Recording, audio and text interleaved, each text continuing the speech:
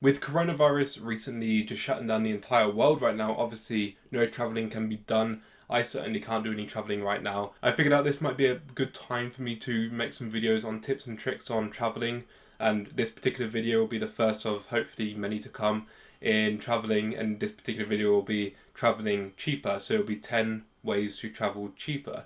I've written down all of my notes on here on my iPad, so I've got 1 to 10. So we're just going to go through them. They're in no particular order. It's just really for this video to help you guys out if you wanted to have a few tips for traveling cheaper. Some you might know, some you might not. If you go on to enjoy the video, make sure to like it and subscribe to the channel if you're new. If you have any video ideas you'd like to see me cover to do with tips and tricks or just discussions in general to do with traveling, put them down in the comment section below. I'll consider doing them as a video at some point and put them in this playlist of like tips and tricks. But for now, we're going to be focusing on these ones. So the number one thing I've got here on my list is an app that you can use in the UK, and there's probably going to be apps similar to this in the US and Europe and other places in the world as well.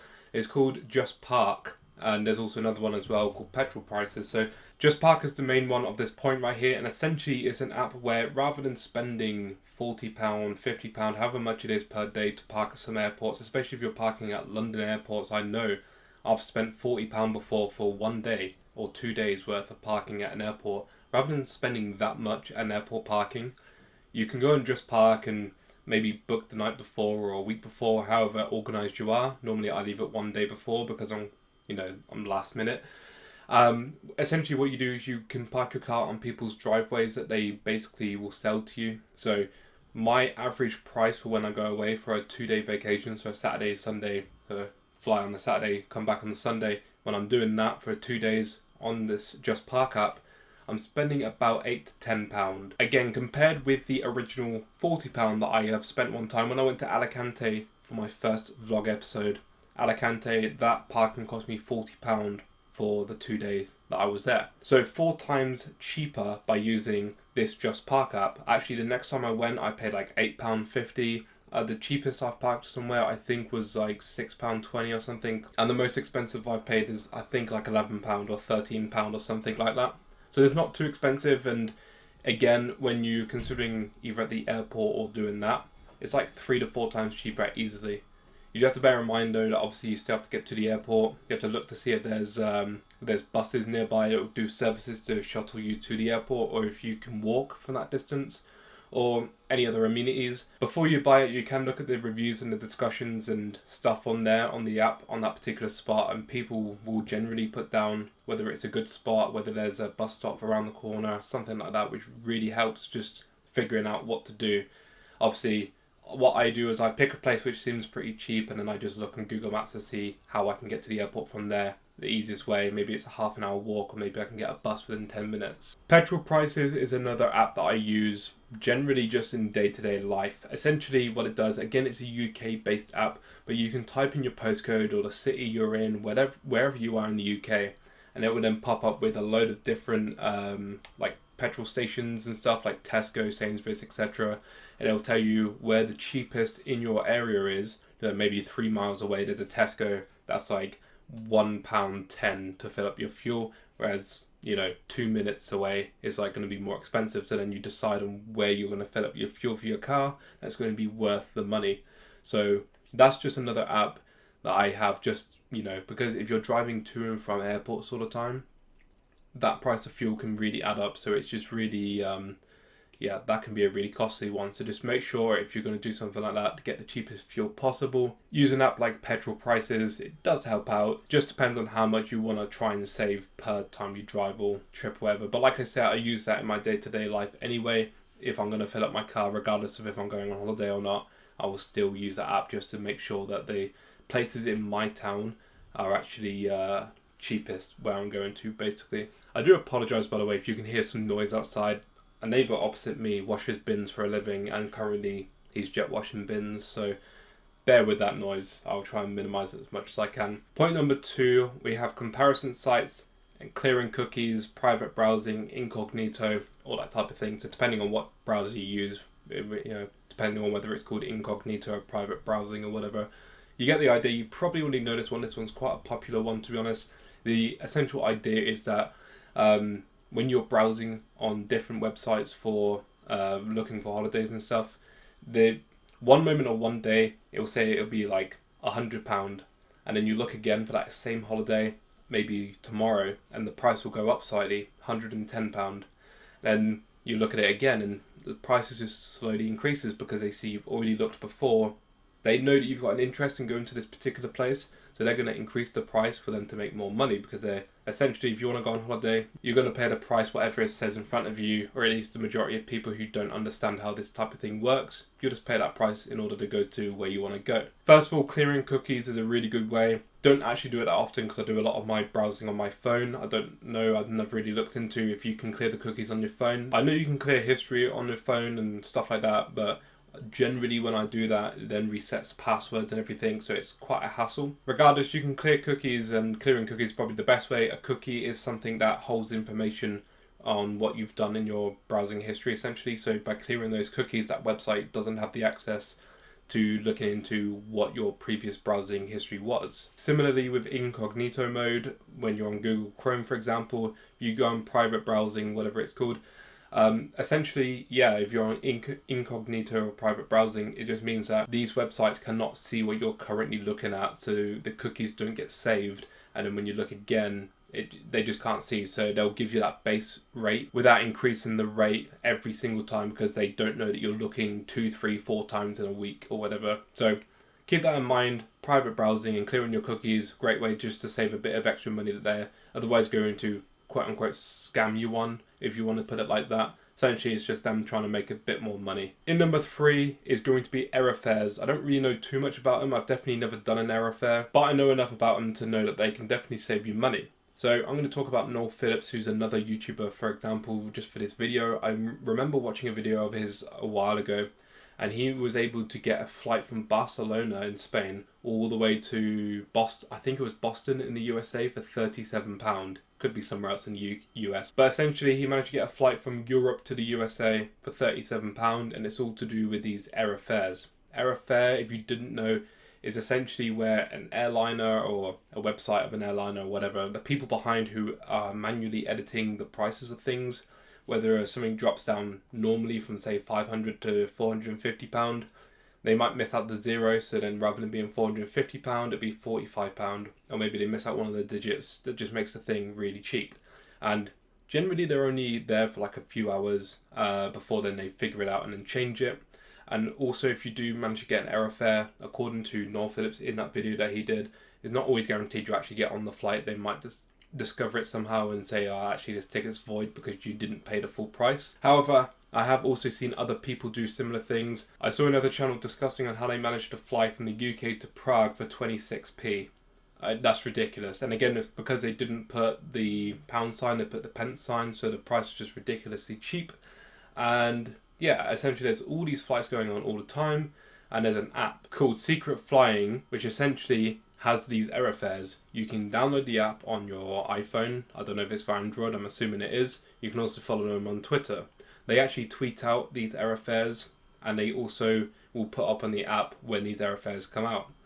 You can get notifications going to your phone, popping up saying ultimate discount or whatever the thing is, like super discount or super savings or whatever the headline is. But essentially I had it on for a while, but then I ended up turning it off because it was quite a lot. It was a lot of notifications on my phone. I don't really like that because it gets annoying. Essentially, the notification will pop up on your phone. It will say error fare, I don't know, Johannesburg in South Africa to Tokyo in Japan, and it's down to like whatever price it is. I've seen some that were super cheap. I've seen a few flights that were under £1. I've seen a few that were a couple £100. It really just depends. But if you have those notifications on, it'll be on your phone immediately. You can just get that flight and then hopefully you got it booked, ready to go. Like I said, I've never done an error flight, so I don't know how much the airliners actually will allow you to go on their flights. And I think one day I will try to do an error fare, but I think at the moment I'm like gonna stick to like proper flights, normal flights. But it's definitely something I've seen other YouTubers use. Again, like I said, that Noel Phillips guy, he did it for one of them. It actually worked. He got on a flight in Barcelona and flew to the USA.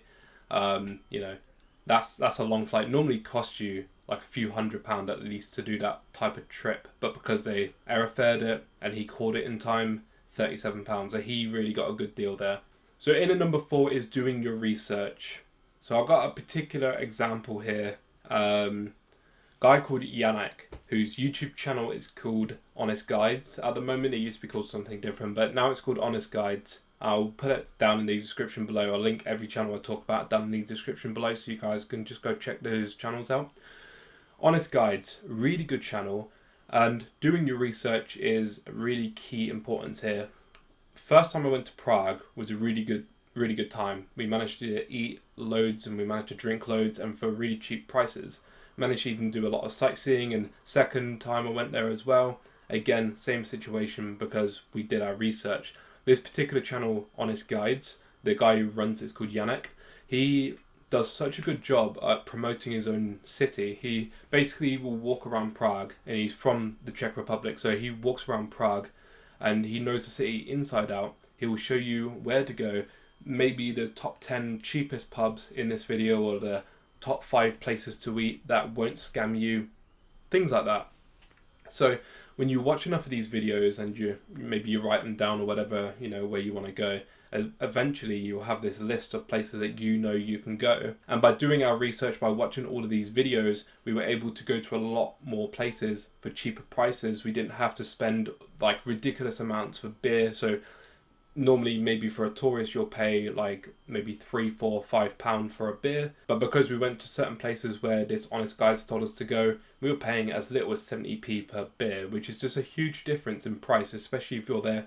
We were there for a drinking holiday, essentially drinking as much as we could. So when your prices of drinks drop by that much, then you've really done a good saving, and also just in general, like, you're able to get more out of it. I will say Prague and the Czech Republic in general is very cheap anyway for drinks and food and everything. But when you go to touristy places, no matter how cheap the country normally is, a touristy place will generally be a lot more expensive anyway, and you'll probably pay the same price you would in your own town in the UK or the US anyway. But in a lot of European countries, the beer and the food are a lot cheaper if you eat properly, or if you go to the right places, you don't fall for the tourist traps. And again, like, the other good thing about this is when we were in Prague, we were eating at local places where local people eat, so we're eating local food.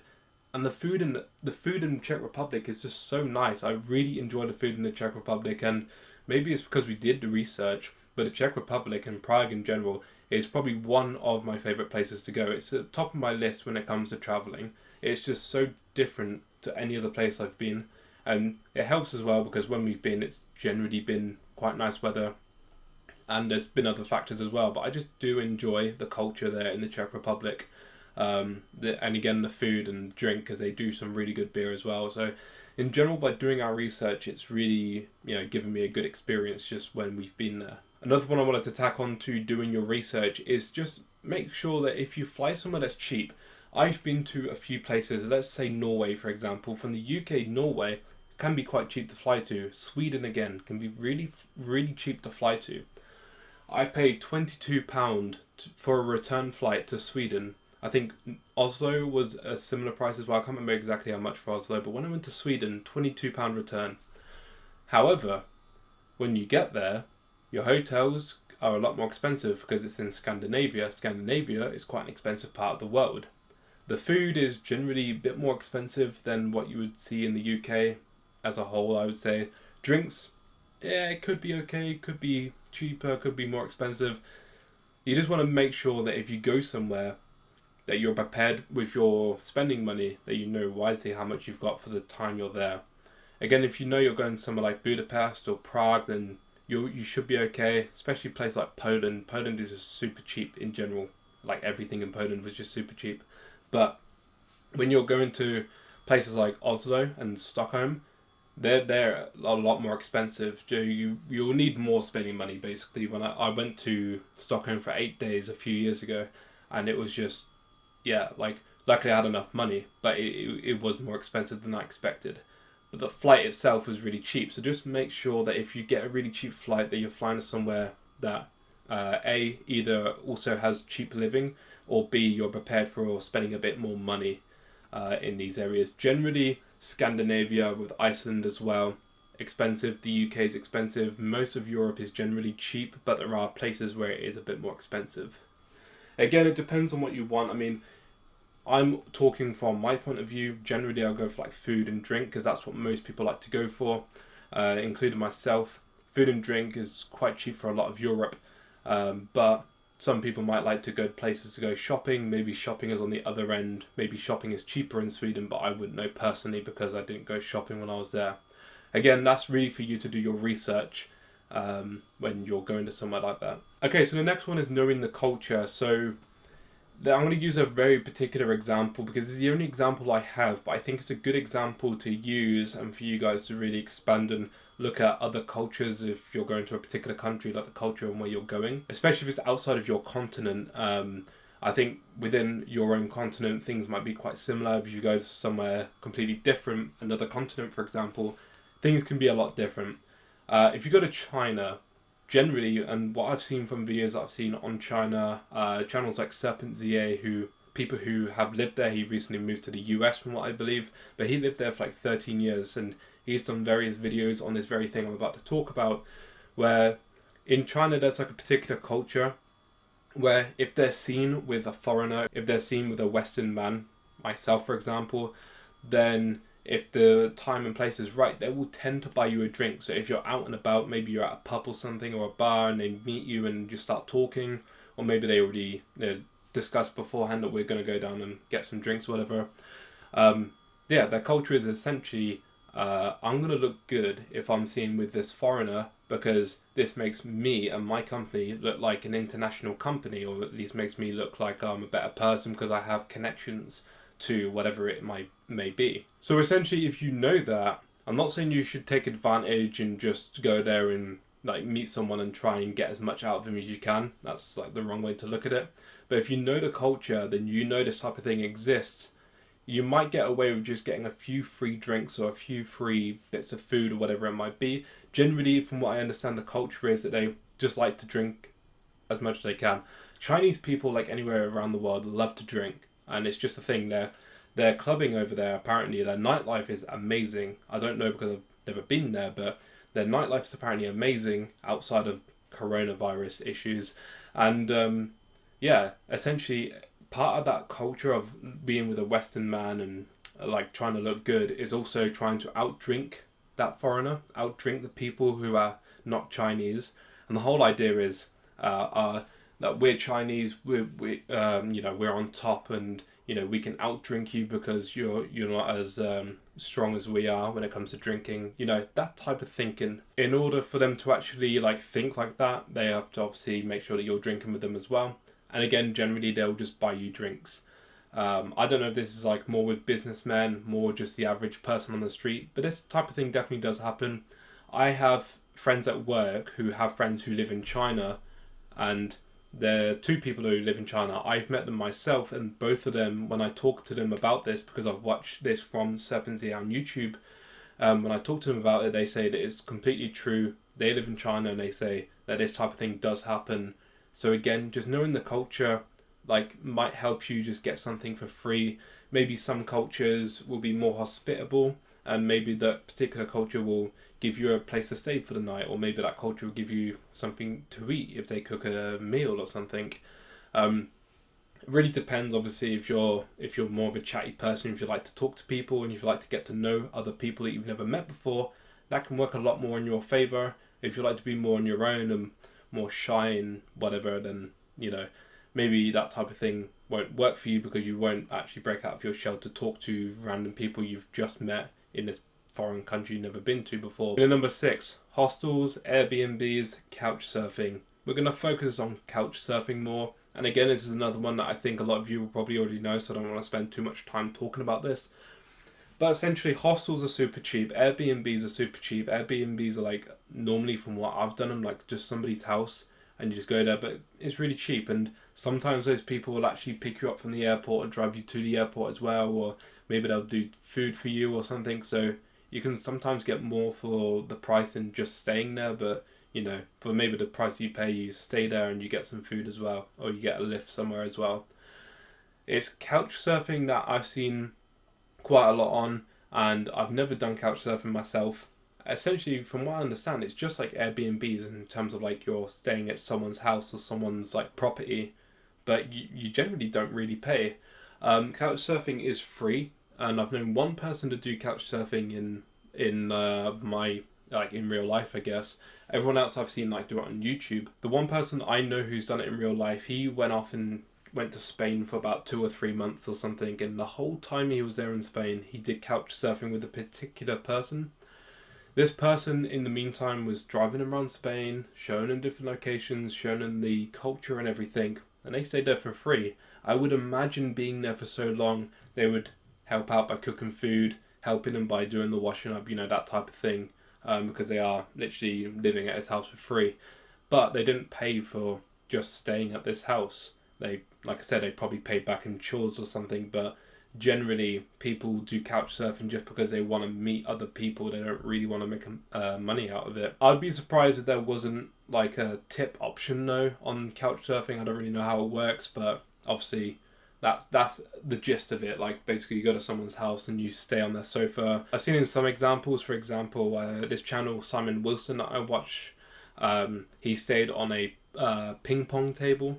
So certain times you might not sleep that great, but it's a free place to sleep, and obviously you can't really beat somewhere free to sleep. So hostels, Airbnbs, and couch surfing, great places to really look at, just like compare prices. In at number 7 is eating at supermarkets or maybe corner shops, or straying away from restaurants especially, is basically the point I'm trying to make here. Restaurants are nice and everything, but they're dead expensive. Or if you eat in a local restaurant, you might be okay. Again, like I used my example earlier about Prague, if you know where you're eating, you can eat for like £10 or less and you can have a pretty good meal. But obviously there's so many different cultures out there, so many different countries. Generally, the rule of thumb is that restaurants are more expensive than just going to the supermarket and getting, I don't even know, whatever you want then, but it's going to be more snacky generally. Croissant and packet of crisps or whatever it might be. Again, depends on your preference. People are different, so some people will prefer eating a packet of crisps for dinner, whereas other people would like to actually go to a restaurant, and some people would probably only exclusively eat at restaurants. But if you want to keep it cheap, supermarkets, corner shops, that type of thing. This is generally what I do when I do my vlogs and everything. I don't really put in like food I eat or anything. Generally in the day I'll go for like a McDonald's, and then everything else I'll eat from like a supermarket or something. But it really depends on how much money I have at the time and if I can afford to eat a little bit better. It goes for drinks as well. Again, if you want to drink, that's fine, but you will definitely find cheaper beer in a can in a supermarket as opposed to going to a bar. But a bar does have a nicer atmosphere. I like going to rooftop bars, so they're going to be more expensive. Maybe you're going to be paying £10-15 for a cocktail or something.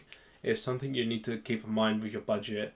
And if you can afford it, then that's great. But if you're trying to keep as cheap as possible, getting a beer, like a pack of beer from the supermarket, is the same price as like one beer in the bar, for example. So, it just depends on how much you want and what you want from your holiday. Number 8 is checking local deals. So this one's a bit of a particular one, really. I'm going to use an example from the channel Simon Wilson, where he was in, I think it was Oslo or somewhere like that. And he was doing a challenge where he was, spending no money. He loves doing no money challenges, basically. And this one was in Oslo. I think it was Oslo. And there were these places that are not just in Oslo, I've seen them all around Europe, called Narvesen. And there was a particular thing where if you download the app and then show it to them and it's your birthday, then you get a free croissant and a hot drink and whatever. And in this video, I don't even think it was Simon's birthday. I don't even think you had to show proof. You just showed them the app. I've downloaded the app. It's my birthday. Like, can I get a croissant and a hot drink? And they're just like, yeah, sure. Did it, I think, 4 different times in one day. Just 4 different Narvesens, because these are like co-ops in the UK. They're just corner shops that are sort of just everywhere. You'll find a lot if you're just walking around a city.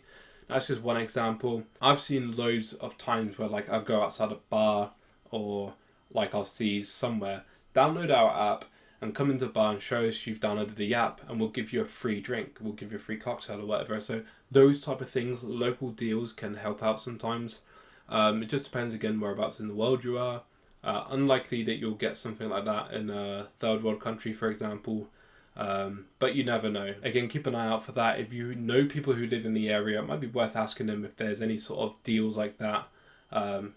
Maybe you'll find them, maybe you won't. Do a little search on Google or something. Knowing deals in your local area can help out occasionally, just getting a free drink or a free bite to eat. In at number 9 is comparing taxis to walking, bus, bikes and scooters. So again, I think most people just overlook something like this, but comparing prices of stuff like taxis and buses and bikes and scooters and walking. So first of all, look to see if you can walk somewhere. Walking is obviously the cheapest option because it's free. If it's out of walking range or you just can't, you don't have the energy to walk or whatever, then look into the other 4. Taxis are generally going to be the most expensive. So, taxis / Uber, I'll put there. Just consider the price. If you need to use it, then use it, but just make sure that you know what you're paying before you get in there, because a lot of places can rip off people who are foreigners because they know they can get away with higher prices. Buses can be quite cheap, but they can also go they can take a lot longer. They're not as direct as a taxi. Buses might go on a route that takes an hour, whereas a taxi could be 10 minutes or something. But buses generally can only be like a few quid. I've paid buses as cheap as 50p. I've paid them as expensive as like a few pounds. Really depends with buses. You just, look at how much you're paying before you get on them and make sure you know where you're getting off, because sometimes you can lose track. So I always like to sit on my phone and look at Google Maps. And when I'm near where I need to be, I'll just press the stop button and get off. Bicycles and scooters are in the same category, I'd say. I've seen scooters pop up around Europe a lot in the last year. I don't know how long they've been in circulation for, but since I went to Alicante and the first time I saw scooters are everywhere in Europe that I've seen. I've seen them in every place I've been to in my vlogs in the past year. So scooters are quite reliable, I guess, and they're quite good as well. They can be more expensive than bicycles. I've seen in some cities bicycles can be as cheap as like 50p or 60p per hour. Scooters can be maybe a couple quid an hour or something. Again, look into that. There's a few apps I have. So for scooters, I have CIRC, which I think is pronounced CIRC. For bicycles, I've really got one that's called Rekola, but that's only purely for Prague. But there are other apps, I'm sure, for bicycles that you can get for like Europe. Again, I don't know how popular bicycles are outside of Europe, but there's going to be apps for that. So just keep an eye out for that. Keep that in mind if you like to ride bikes or go on scooters or anything. Now, a lot of European countries do have that available, and they're quite easy to use as well. And the last one, number 10, is going to be checking to see if your airport has a lounge. Probably not always the case. When I was in Billund in Denmark, I found out that the airport in Billund has a lounge. I went to go see how much the lounge was. It was about £30, I think, or £32, something like that. But for £30, I was able to stay in that lounge as long as I wanted, and in that particular case, I was there for just under 10 hours, and I had free food and free drink. What else could you want? And on top of that, obviously, the lounge is quite comfortable. There are certain places you can go and lay down, have a sleep, whatever. So there was a lot of free time on my hands, so I went there. I even did a video on it as well, down in the description below. But literally, you could have as much drink as you want. There was beer, there was orange juice, there was water, there was everything you could think of. And also you could have as much food as you wanted. Some of the food I liked, some of the food I didn't, but I just ate as much as I could. For £30, I was able to eat and drink all day long and be fine. Then I got on my flight and got home that day, and everything was fine. So checking to see if your airport has a lounge, and then number 2 to that would be checking to see how much that airport lounge is and seeing if that would be worth the time that you're going to spend there. In my situation, £30 was worth the 10 hours of free food and drink. If you're only there for a couple of hours, maybe it'll be different for your situation. But checking to see if your airport has a lounge really is a good idea. But like I said, it's the only lounge I've ever been to, so I don't know if £30 is like quite a good price in terms of airport lounges. It most probably is. It's not that expensive. Or if like your average airport lounge is like £200, or I don't know how much they are normally, but there's no harm in checking. Make sure you know what you're doing. Alright, so that's it for the 10 tips to travel cheaper. If you liked the video, go ahead and leave a like rating. Definitely put down in the comment section below if you'd like to see any more videos like this. There's more videos of me talking about how to travel cheaper or travel lighter or whatever the option may be. I definitely would like to do more videos like this, especially in lockdown when there isn't any traveling going on. It gives me video ideas to do and just videos in general to make when I get the chance to make them. So thank you for watching. Again, subscribe if you're new around here, and as always, I'll catch you guys in the next one. Peace out.